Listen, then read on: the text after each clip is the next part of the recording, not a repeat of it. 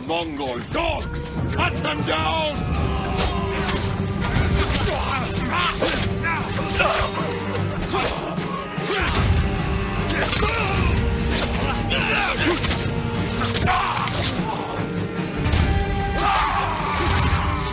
Well, welcome back to welcome back to another year of 31 for 31. If you don't know what this is, basically what this is 31 movies in 31 days, or 31 movie reviews in 31. I didn't watch these movies in 31 days. Took longer. Don't mind me. I'm still getting over being pretty sick. But it's December of 2022, and we're doing 31 for 31 again. So last year I did 31 for 31. The idea is to do 31 movie reviews in 31 days, 31 movies in 31 days out of my collection. If you're anything like me, which God, I hope you're not, you buy a lot of movies that you probably don't get around to watching. And so they go on the shelves, they go in your collection, whatever, to never be watched again, right? So the idea of this series is to get those movies and watch those movies finally and talk about them. So this year, one of the ways I picked the list of the movies is RNG.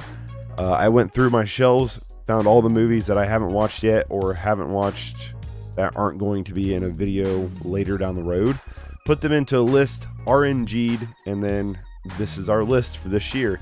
Now, I will say that I kind of reorganized a few things so they flowed a little better. Like, we're starting this year off with Ron.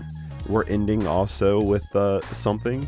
But everything on this list, though, was picked from the RNG. Everything else besides 3 titles, yeah, just 3 titles, are even in the same slot that they were RNG'd into.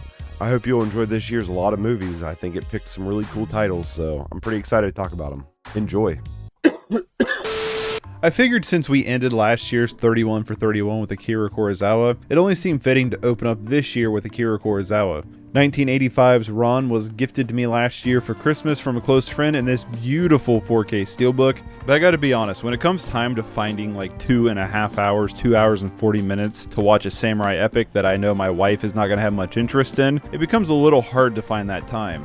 Thus, Ron has sit dormant on my shelf for the better part of this past year. Ron being one of the last in Akira Kurosawa's career and his last samurai epic, it really feels like one last huzzah, as this film is a masterclass in scale. The film follows Hideo Ichimonji, an aging warlord who retires by handing his empire over to his 3 sons, giving the main castle to his oldest son and leaving the other 2 castles to his other sons, while he's wanting to stay in power as a great lord. When Saburo, I'm assuming his youngest son, it never really says, but considering how Hideo handed out the castles and how Kurosawa positions the brothers during the scene, I'm just going to make the assumption. But when Saburo talks very bluntly to his father about this being a bad idea, Hideo banishes him, leaving just his 2 sons. Taro, his eldest, and Jiro, the assumed middle child, to lead his empire, with Taro being the overall lord. Once Taro is in charge, he marries Lady Kaide, who convinces Taro to take full control over his father, especially when those loyal to Hideo clashes with Taro's followers. Once banished from the empire, Hideo, along with those who still follow him, wander the lands as more conniving takes place, which leads to an all-out war.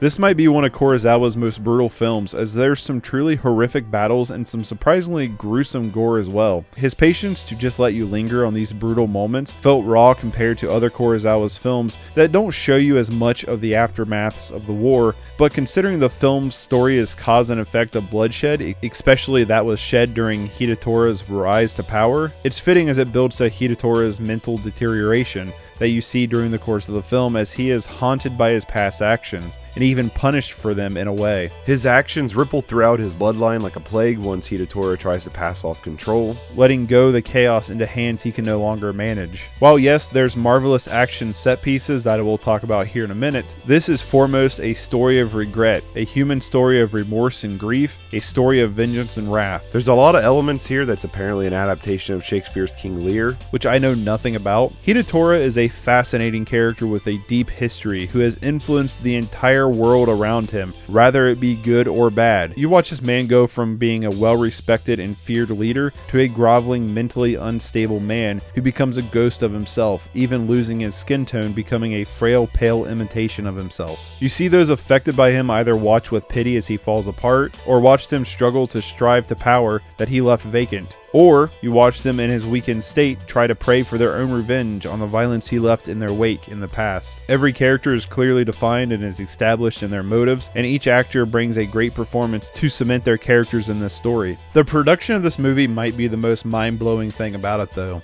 From massively large sets to costume design that it won an Oscar for, it's a super impressive production. During these large-scale action set pieces, there's a ton of live horses with a million extras, all sporting great-looking armor sets or beautifully designed garbs that makes it a spectacle to see covered in blood. There's a scene where a man gets killed and all these horses just barely skate by him, and it's done in one take, where I literally said, wow, I'm surprised he didn't get kicked or crushed. There's a lot of moments like this where it's filmed in these long wide shots where arrows are just flying by people, where it feels kind of dangerous for the performers, but it helps sell the danger of the set pieces. Just to see so large of a scale of conflict with real bodies dressed to the nines choreographed is just stunning. There's these moments where in large groups of horseback riders a horse would trip with the rider on board that seemed unintentional but added to the scene, where I really hoped nobody including the animals were hurt in the process of making this film. The scene where Hideo walks out of the burning castle is one of the most stunning scenes I've ever seen in my life, as they actually burnt the castle to the ground. The cinematography in this film is just amazing, as it is in pretty much every Kurosawa film I've seen, being set in color compared to a lot of the black and white scenes I'm used to with Kurosawa. It adds to the film's tone as these colorful costumes and saturated film stock intensifies its atmosphere. Kurosawa allowing his framing to breathe in these long still shots, but also at times allowing the camera to move within these uninterrupted shots, crafts some beautiful composition and some picturesque moments. There are some moments where this lingering in Hidetora's mental state, where we just follow him wandering around, maybe lingers too long, as some of those moments tend to drag on. That feels like a hindrance to an otherwise rather quick pacing, considering how much is going on. There's so much compelling drama and captivating action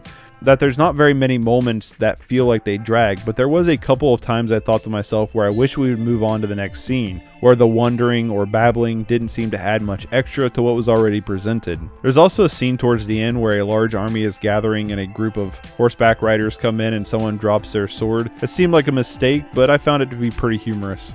Musically, the film is fine. Music seemed fitting for both the tone and the period, but never stood out as anything memorable. Overall though, Ran is a great way to start off this year's 31 for 31, as it should be a staple in anybody's catalog of Japanese cinema and samurai epics. It's definitely moved itself into being one of my favorite by Kurosawa, and one I'll definitely be watching again whenever I find time to do so. I strongly recommend checking this one out, and I'm giving it a 9 out of 10.